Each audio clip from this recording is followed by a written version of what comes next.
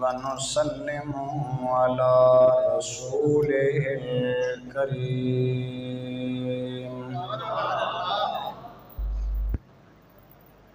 وعلى آله وأصحابه أجمعين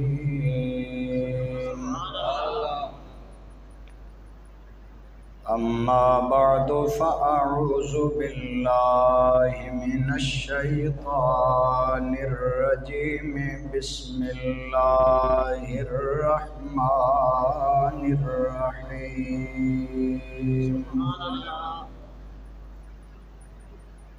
وما أوتيتم من شيء فمتاع الحياة الدنيا وزينتها وما عند الله خير وأبقى أفلا تعقلون وفي مقام آخر إن الذين آمنوا وعملوا الصالحات سيجعل لهم الرحمن ودا آمنت بالله صدق الله العظيم صدق وبلغنا رسوله النبي الأمي الحبيب الكريم درود پاک اللهم صل على سيدنا ومولانا محمد وعلى آل سيدنا ومولانا محمد وبارک وسلم وصل علیہ بابا سے بلند پڑھ لو الصلاۃ والسلام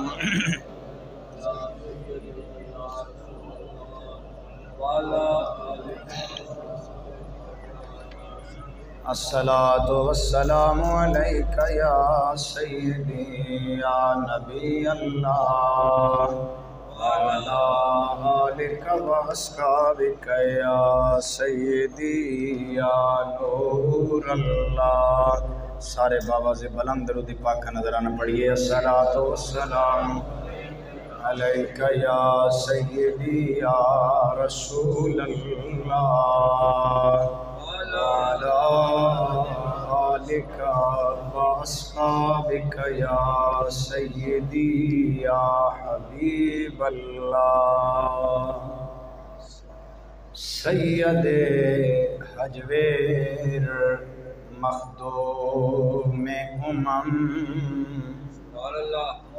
سید حجویر مخدوم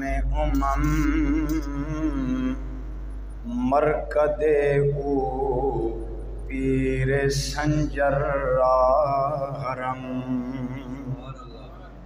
عہد فاروقی از جمالش تازہ شد عہد فاروقی از جمالش تازہ شد حق ز حرف او بلند آواز شد خاک پنجاب از دم او زندہ گشت خاک پنجاب از دم او زندہ گشت صبح ما از مہر او تابندہ گشت حمد و صلات کے بعد قبل احترام برادران اسلام بزرگوں اور دوستوں میں نے آپ احباب کے سامنے مختلف مقامات سے 2 آیات مقدسہ تلاوت کی ہیں۔ ان آیات مقدسہ کے اندر اللہ کریم نے اپنے بندوں کی شان کو بیان فرمایا۔ ایک آیت میں ہمیں یہ دعوت فکر دی ہے کہ وَمَا أُوتِيتُم مِّن شَيْءٍ، کہ دنیا میں نے جو کچھ بھی کسی کو عطا کیا ہے، خواہ وہ بادشاہت ہو، سرداری ہو، مال و دولت ہو، فرمایا کسی کو میں نے جو کچھ بھی دیا ہے دنیاوی زندگی میں، وَمَتَاعُ الْحَيَاةِ الدُّنْيَا وَزِینَتُهَا، یہ اس دنیا کا ہی سامان ہے، یہ اسی جہان کے لیے زینت ہے۔ فرمایا اللہ کے نزدیک بہتر کیا ہے؟ فرمایا وَمَا عِندَ اللَّهِ خَيْرٌ وَأَبْقَىٰ، اللہ کے نزدیک سب سے بہتر وہ ہے جو بندے نے باقی کر دیا ہے۔ افلا تاکلون، فرمایا کیا تم عقل نہیں رکھتے، کیا تم شعور نہیں رکھتے کہ جنہوں نے دنیاوی زندگی کے ساتھ دل لگایا ان کا نام لینے والا کوئی نہیں ہے، اور جنہوں نے ان دنیاوی لذتوں سے دامن اٹھا لیا، ہزار ہزار سال گزر گئے، آج بھی ان کی قبریں زندہ ہیں۔ سبحان اللہ۔ اور دوسرے مقام پہ فرمایا ان الذین آمنوا وعملوا الصالحات، بے شک وہ لوگ جو اچھے عمل کرتے ہیں، ایمان لاتے ہیں اور ایمان کے بعد عمل صالح کرتے ہیں، فرمایا سَيَجْعَلُ لَهُمُ الرَّحْمَنُ وُدًّا، ایک تو اللہ کریم انہیں اپنا محبوب بنا لیتا ہے، دوسرا لوگوں کے دلوں میں بھی اللہ ان کی محبت پیدا فرما دیتا ہے۔ برادران اسلام، تمام لوگ جو اس راستے کے مسافر ہیں، یعنی جو دنیاوی زندگی سے فائدہ اٹھا کر اپنے رب کو راضی کرتے ہیں اور اخروی زندگی کو آرام دہ بنانے کی کوشش کرتے ہیں، ان میں سے کچھ قرون اولیٰ کے لوگ ہیں، یعنی صحابہ اور تابعین کے بعد جن کا مقام یعنی صوفیاء کی صف میں قرون اولیٰ کے جو لوگ ہیں، ان میں ایک ذات جن کا ہم ذکر کریں گے وہ ہے حضور داتا علی حجویری کی۔ سبحان اللہ۔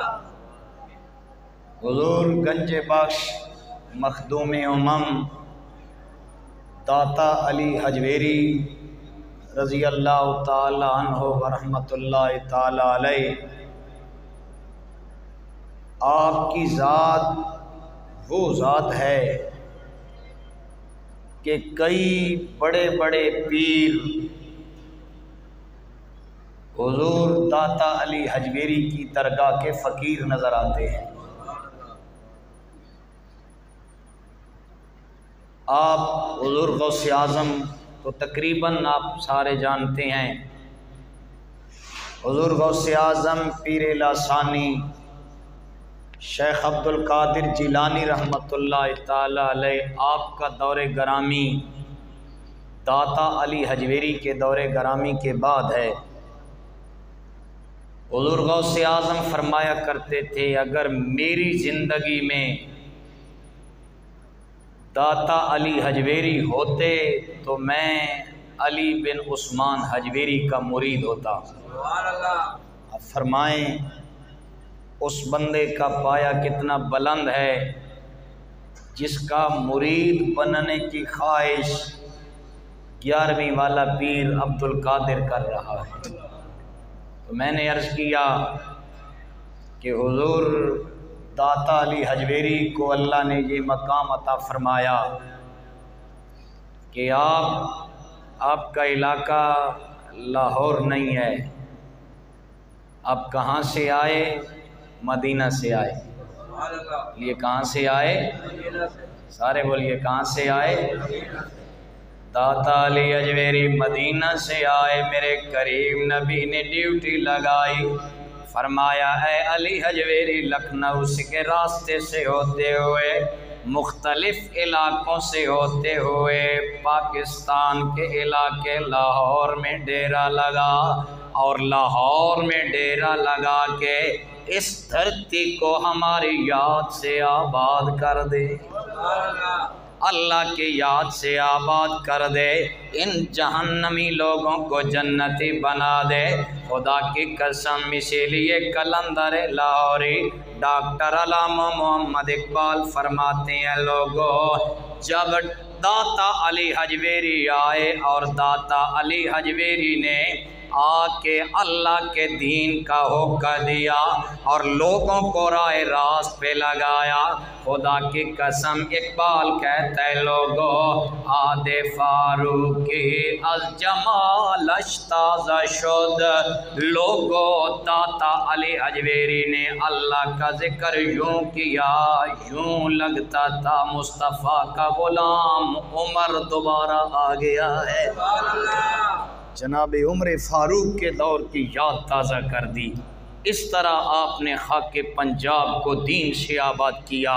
تو میں جو بات آپ کے سامنے عرض کرنا چاہتا ہوں، داتا علی حجویری مدینے سے چلے لاہور تک آئے، لیکن کیسے آئے؟ اکیلے آئے۔ بولیے، ساتھ کوئی دوسرا بندہ؟ آپ سن رہے ہیں، سو رہے ہیں؟ میں کیا کہہ رہا ہوں، داتا علی حجویری پنجاب میں آئے تو اکیلے آئے نا، لیکن میرے بھائی میں نے جو پہلے آیت آپ کے سامنے تلاوت کی ہے، میرا رب فرماتا ہے وَمَا أُوتِيتُم مِّن شَيْءٍ فَمَتَاعُ الْحَيَاةِ الدُّنْيَا وَزِينَتُهَا وَمَا عِندَ اللَّهِ خَيْرٌ وَأَبْقَىٰ أَفَلَا تَعْقِلُونَ۔ پیار سے سارے کہہ دیں سبحان اللہ۔ میرے بھائی رب فرماتا ہے میں نے جو کچھ بھی دیا دنیاوی زندگی میں سے، فرمایا اس دنیاوی زندگی کا یہ سامان ہے، اسی کے لیے زینت ہے، باقی وہ ہے جس کا تعلق اللہ کی ذات سے ہو گیا۔ لہٰذا میرے بھائی ذرا غور فرمائیے، میں نے کہا داتا علی حجویری مدینہ سے چلے اکیلے لاہور آئے، ساتھ کوئی برادری وغیرہ نہیں ہے، اکیلے اس فقیر نے آ کے ڈیرا لگایا۔ آپ نے لاہور میں کئی شخصیات اور بھی دیکھی ہوں گی، جہانگیر جیسا بادشاہ بھی گزرا، نور جہاں جیسے شخصیت بھی گزری ہے، بڑے بڑے بادشاہ آئے۔ حالیہ دنوں میں آپ میاں نواز شریف، میاں شہباز شریف، کتنے بادشاہ آئے گزر گئے، لیکن لاہور کی تاریخ نے ان کو کچل کے رکھ دیا، کسی کا نام بھی باقی نہیں ہے۔ لیکن آج بھی لاہور چلے جائے، جو داتا علی حجویری اکیلا آیا تھا، اللہ کے ساتھ لو لگائی، اللہ نے مقام کیا دیا۔ ایک ریڑھی بان سے بھی پوچھے، ایک گنڈیریاں بیچنے والے سے پوچھیں لاہور کس کا ہے، بولے گا داتا کی نگری ہے۔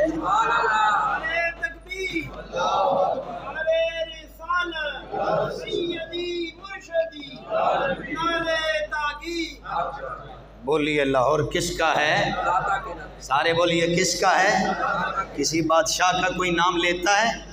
بولو لیتا ہے کوئی نام؟ خدا کی قسم داتا علی حجویری کو گزرے ہوئے تقریباً 1000 سال گزر گئے۔ کتنے سال گزر گئے؟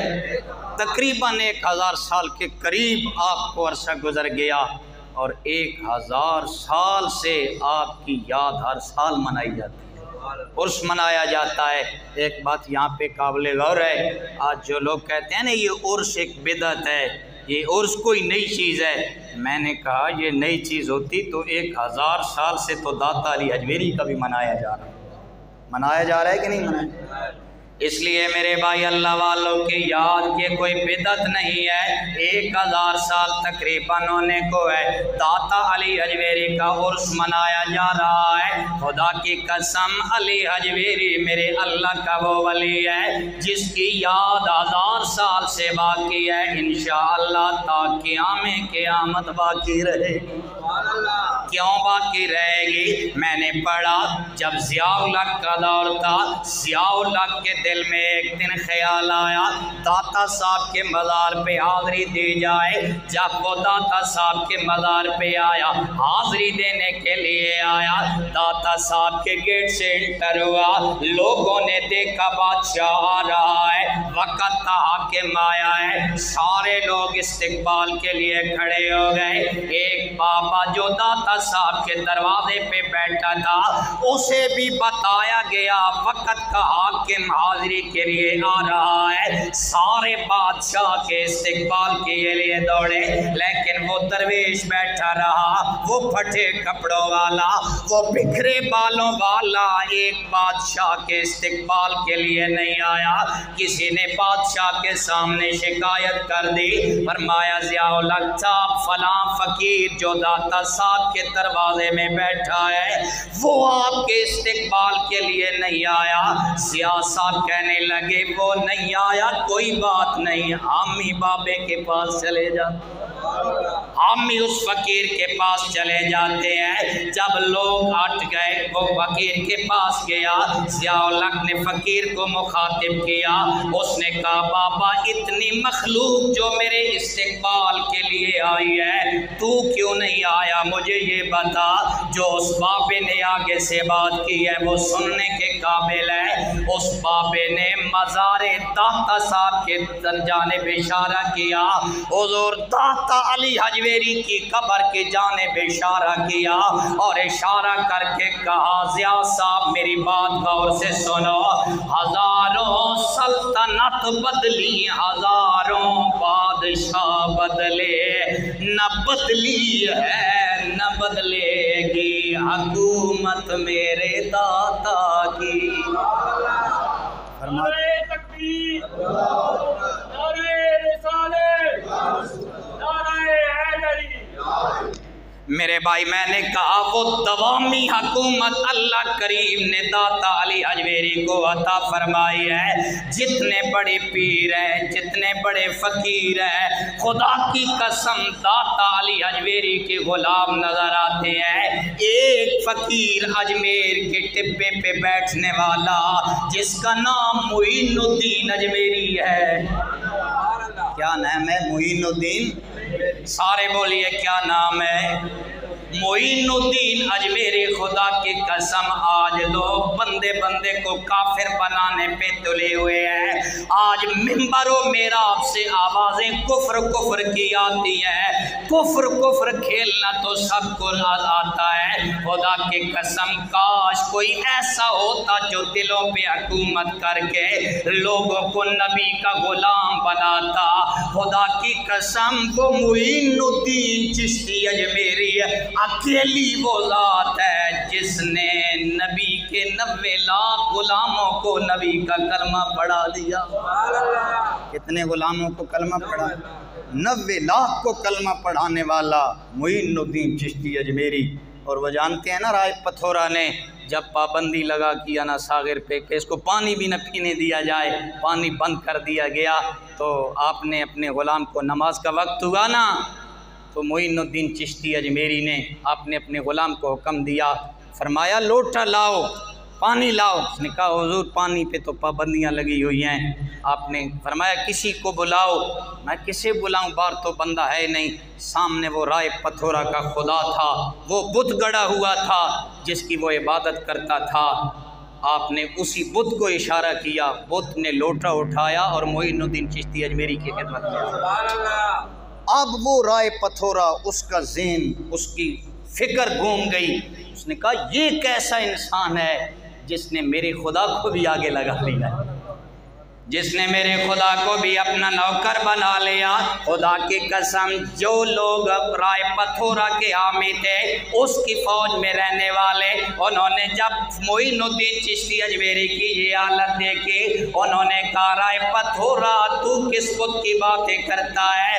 تو جس کو اپنا خدا مانتا ہے وہ تیرا خدا تو معین الدین کا پانی بھرتا نظر آتا ہے، اس کو تو اس پیر نے آگے لگا لیا، اس کا لوٹا اٹھایا نا ساغر پہ جا رہا ہے۔ میرے بھائی میں یہ عرض کر رہا ہوں، معین الدین چشتی اجمیری جیسا پیر 90 لاکھ کو راہ ہدایت عطا کرنے والا، خدا کی قسم یہ بھی یہاں سے نہیں ہے، یہ بھی مدینے سے آیا ہے۔ کہاں سے آیا ہے؟ سارے بولیں کہاں سے آیا ہے؟ سارے بولیں جتنا مدینہ سے پیار ہے۔ کہاں سے آئے ہیں؟ اجمیر والے پیر مدینہ شریف سے آئے ہیں، لیکن خدا کی قسم میرا نبی چاہتا اجمیر میں جب ڈیوٹی معین الدین سنجری کی لگا رہا تھا، میرا نبی کہتا اجمیر میں جاؤ، ہند والوں کو میرا کلمہ پڑھاؤ، ڈائریکٹ ہند میں نہیں بھیجا، بلکہ فرمایا معین الدین پہلے لاہور علی اجمیری کی بارگاہ میں جانا۔